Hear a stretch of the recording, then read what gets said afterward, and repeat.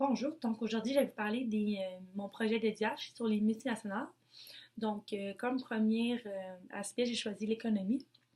J'ai pris comme premier thème la mondialisation qui se divise en deux sous-thèmes.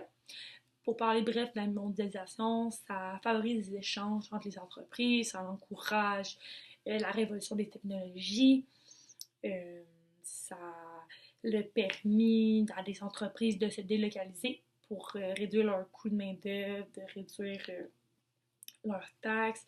Ça engendre des inégalités de richesse et des inégalités entre les individus et ça engendre aussi des différents problèmes dans les secteurs économiques. Pour parler brièvement des inégalités, les multinationales causent beaucoup d'inégalités dans les pays sous-développés, comme les pays du tiers-monde. Les multinationales sont vraiment puissantes, ils possèdent vraiment eux seuls le pouvoir, puis ils se permettent dans le fond de ne pas suivre des règles d'éthique dans le fond.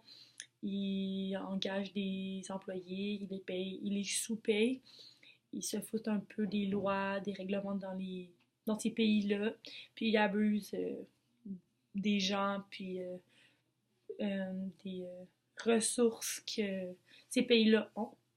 Pour parler des secteurs économiques, donc les secteurs économiques, dans le fond, les multinationales, ils contrôlent la production puis la distribution dans les secteurs économiques, comme les secteurs industriels, bancaires, le tourisme, l'agroalimentaire, en bref. Puis les multinationales, ils réalisent près de 2 tiers des investissements et des échanges internationaux des biens et services.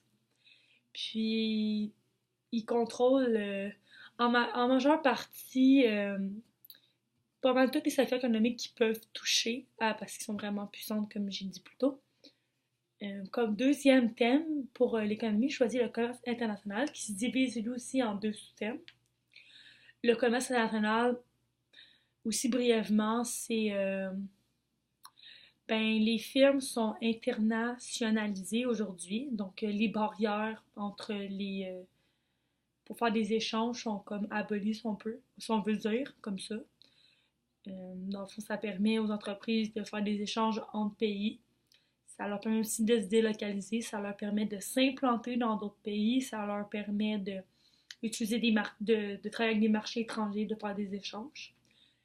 Euh, le commerce international se divise aussi comme système avec la localisation. Il se délocalise, comme j'ai dit plus tôt, dans des pays sous-développés, comme par exemple l'Afrique ou des pays d'Asie, où les coûts de main sont vraiment faibles. Ils sont aussi, logiquement, d'habitude, sont aussi dans les grandes villes pour qu'ils soient proches des ressources. Puis aussi qu'ils soient vraiment en plein milieu du territoire, qu'ils prennent vraiment toute la place. Comme deuxième sous-thème, j'ai pris les coûts. Donc, les entreprises multinationales, ils ont des coûts à respecter.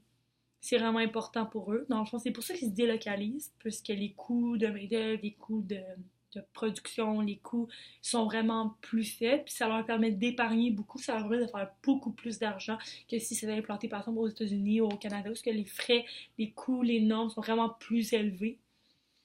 Comme deuxième aspect, j'ai choisi la politique. J'ai pris la mondialisation comme thème.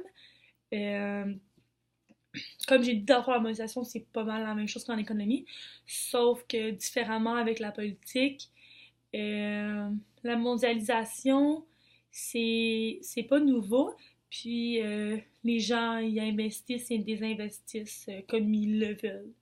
Puis ça fait aussi il y a de la pression sur les gouvernements, cette mondialisation-là, puisqu'il faut qu'ils se mettent à jour aussi. Comme ce thème, j'ai créé la délocalisation des entreprises multinationales.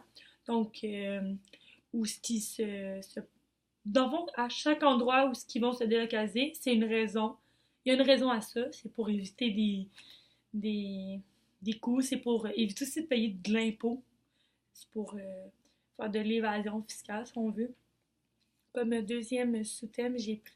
Mais dans le fond, le deuxième sous-thème, c'est le développement d'organisations internationales. Dans le fond, il y a des organismes qui se développent justement pour lutter contre ces multinationales-là qui abusent de leur pouvoir.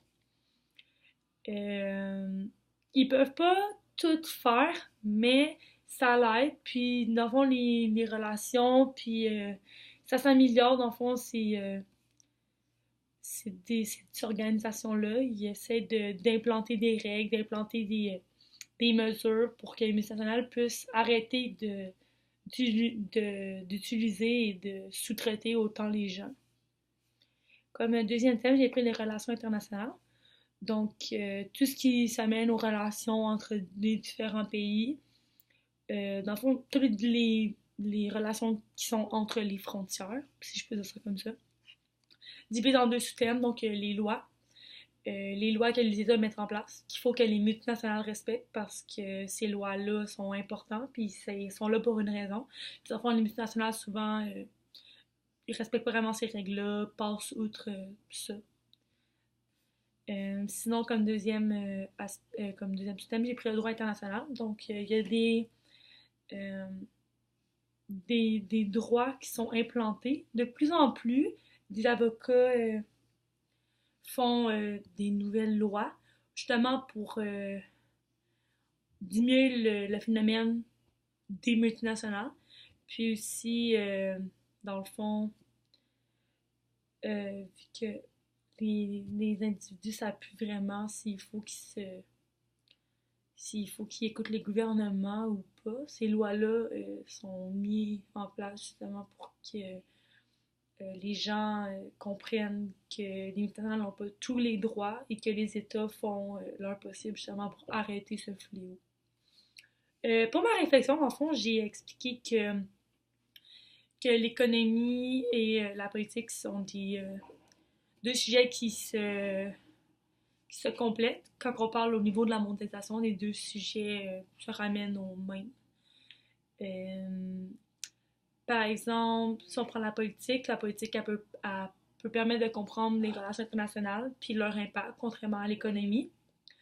Chaque discipline se complète assez bien, puis amène des nouvelles choses, puis ça fait qu'on comprend mieux le concept de multinational. Aussi, l'économie a vient ajouter des statistiques puis des résultats, puis ça a démontré vraiment comme qu'il y a un côté négatif à ces multinationales-là. Euh, Puis avec beaucoup de résultats quand même assez flagrants, là. Puis les deux expliquent entre autres la délocalisation des entreprises, la politique aussi met vraiment plus en lumière ce sujet-là. Puis l'éclairage de ces deux disciplines, ça répond bien à la problématique. Donc, dans le fond, chacun a apporté des idées, des connaissances. Puis ça a permis à cette étude-là d'être mieux documentée, dans le fond. Pour la proposition d'une troisième perspective, j'ai choisi d'aborder l'histoire. Entre autres, pour plus d'une raison, parce que l'histoire, elle explique vraiment anciennement des phénomènes qui se sont passés, qui aujourd'hui ont causé des phénomènes que je parle. Par exemple, il y a la Révolution atlantique, donc la révolution industrielle, puis c'est avec ça qu'on a inventé des machines à vapeur, l'électricité. On a abaissé les coûts de transport pour que les gens puissent mieux pour que les gens puissent se promener plus. Puis ça a permis de développer des routes, des canaux, des avions, ce qui permet aujourd'hui de faciliter la mondialisation des gens qui puissent se promener entre les pays et qui puissent se déplacer à un coût moins dispendieux qu'auparavant. Il y a aussi l'industrialisation qui a permis de faire des échanges entre les différents pays, des échanges internationaux en fait. Donc l'histoire explique ça, l'industrialisation, d'où ça vient, comment ça s'est produit, aujourd'hui, qu'est-ce qu'il y en est, comment ça se passe. Il y a aussi le libéralisme économique qui explique le libre-échange, les négociations internationales, la délocalisation des entreprises. Donc, ça va vraiment toucher à tout. Puis, c'est pas mal ça que je dirais.